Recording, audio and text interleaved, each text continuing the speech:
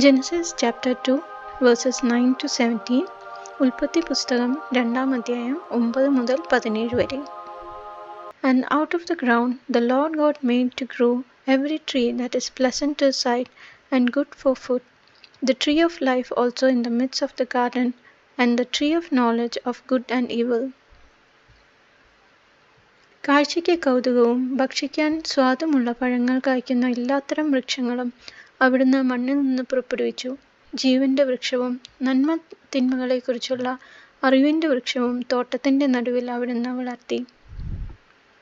A river flowed out of Eden to water the garden, and there it divided and became 4 rivers. തോട്ടം നനയ്ക്കാൻ Eden നിന്ന് ഒരു നദി പുറപ്പെട്ടു. അവിടെ വെച്ച് അത് 4 കൈവഴികളായി പിരിഞ്ഞു. The name of the first is Pishon. It is the one which flows around the whole land of Havilah, where there is gold. ഒന്നാമത്തേതിന്റെ പേര് പിഷോൻ. അത് സ്വർണത്തിന്റെ നാടായ ഹവീല മുഴുവൻ ചുറ്റിയൊഴുകുന്നു. And the gold of that land is good. Bdellium and onyx stone are there.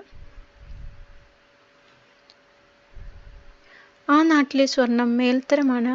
അവിടെ സുഗന്ധദ്രവ്യങ്ങളും പവിഴക്കല്ലുകളുമുണ്ട്. The name of the second river is Gihon. It is the one which flows around the whole land of Cush.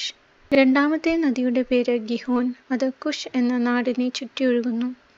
And the name of the third river is Tigris, which flows east of Assyria, and the fourth river is Euphrates. മൂന്നാമത്തെ നദിയുടെ പേര് ടൈഗ്രീസ്. അത് അസീറിയയുടെ കിഴക്ക് ഭാഗത്തുകൂടി ഒഴുകുന്നു. നാലാമത്തെ നദി Euphrates.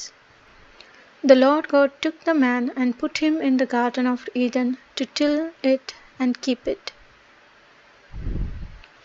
Eden തോട്ടം കൃഷി ചെയ്യാനും സംരക്ഷിക്കാനും ദൈവമായ കർത്താവ് മനുഷ്യനെ അവിടെയാക്കി. And the Lord God commanded the man, saying, You may freely eat of every tree of the garden. അവിടുന്ന് അവനോട് കൽപ്പിച്ചു, തോട്ടത്തിലെ എല്ലാ വൃക്ഷങ്ങളുടെയും ഫലം ഭക്ഷിച്ചുകൊള്ളുക.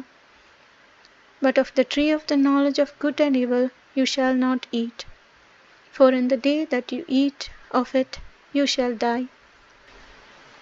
എന്നാൽ നന്മ തിന്മകളെക്കുറിച്ചുള്ള അറിവിന്റെ വൃക്ഷത്തിലെ ഫലം നീ തിന്നരുത്. തിന്നുന്ന ദിവസം നീ മരിക്കും.